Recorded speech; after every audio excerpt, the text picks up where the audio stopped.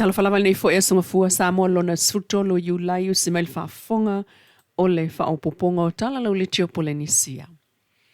E ese mai tula fono le malo, ma le tāpuni ai nei o le business e le tau mea sina hideaway mo taa a o whai su esu engal mtanga alwengo leo leo. Le whai unga a li ima whai pule o le fiu anga mo taa ia tāpuni ai le business lea na tupu mai ai le whao o ngā lima i le alo lava o le fiu anga ma avatu le whale mai mamaliwa i lava. O le whaatalanoanga le fiu ngal pule nu o mo taa ma le Samoa Entertainment TV le whai ungal vai aso. Le na sau no ai le pule nu ua umo na whai al whai unga le nu ula sungfua e le to e whai se business i le mea o iai. Ai o tangata o lo tua ia ta ilua sifulua fe tala le sala. O le avese o le business o le tō whale na le fiu anga. Inisio tala tuli loa, o le palo tala i tumalo sa fata, le umai atu. O toi fo iai le fionga tu ia pua fuatongi le toa. E toi wha umala na lima tau sanga le palemene. Ina ua le mawhai e suia to alua na o lato tau wā.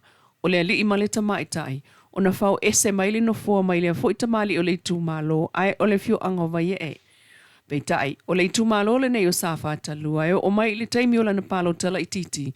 Ai o lo angia pea, e le ngata ofso ta inga te le vavambe ai o lumo le pale, me nel wha talunanga manino, o le wha soaino o le se fulu miliona tala mo tangata o le tumalo.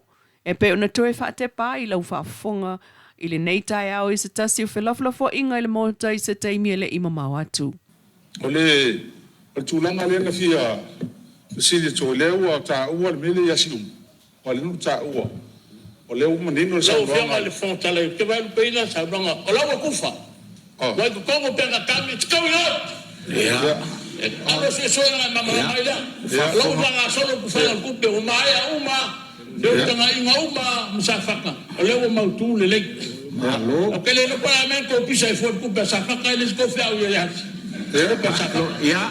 Leo ya safaka i le fionga le di fai pule. Leo fama va ngai ya le fenga palo te le titu.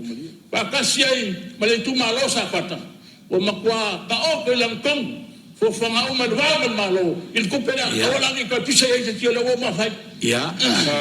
O fon. Ja. O fai se ma o fo ma ka o live se lang tak. O sa. Me ai fa pia. Ale mele no ile fon talang. O le tupele o sa no nga mai ngel malo usima. Nga fio mai la kong fai tio. Tau le kupe mau sa moile. Leo folo mesum. Al mea le tfatuai.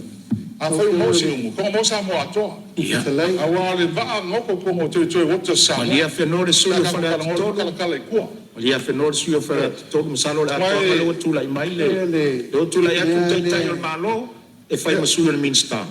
Le mea le te le tato pisa le. So no le man. A tau ni tangata siri na pisa le tupela sa fata runa Facebook. O le alam fonta. E o le pula le na fai. O le se kope o wha ngase sere fas le kope. E lau sa unoa le fionga le li minsta. O nei le so. O le ana avatua le tupe tono bank account. A vai se unga foli te teifono ya fui mana le vaenga ma. Ma le sala noa tau fa so. Si lau tau tupe nei. Lai fa penei ma le spotlight le vai New Zealand. O la tato me fa tupe nei. Pe sa o na fa so tupe. Na vela vanoa ia sa fata. E matua ilo lei ia sao tangata tonu e alu ia tupe. E rana fai. A fai e sala leumi. O au le Minister of Foreign Affairs e leo e. O mana na fono wa vasa manaia. Yo, as a wale mo walo ke ka oko. O very fast going. O le mea pito i siri na matano. O vale. O vai va vasa. O el matai sa moa. Ia sila ilo watunu. This is just the beginning. E sulu miliona le na matu first payment, installment payment. Ala fatara no le sa no le yonga le. Minister e fito tan no emta upuia. E fatara no le miliona si umula tawi ala wa mai. Ala nga iluma, malier su mal. Ta fayo na un foreign affairs. Mal malo New Zealand. Ai failas la yainga ma fuanga ola me faile vale.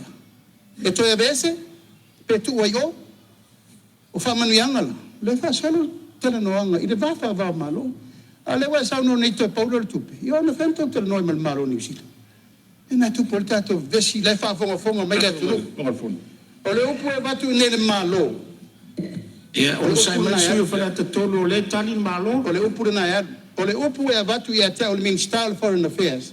That's what goes. Ai lor fina mai o to ele se tu pe to mo ba ele o to malo si menna.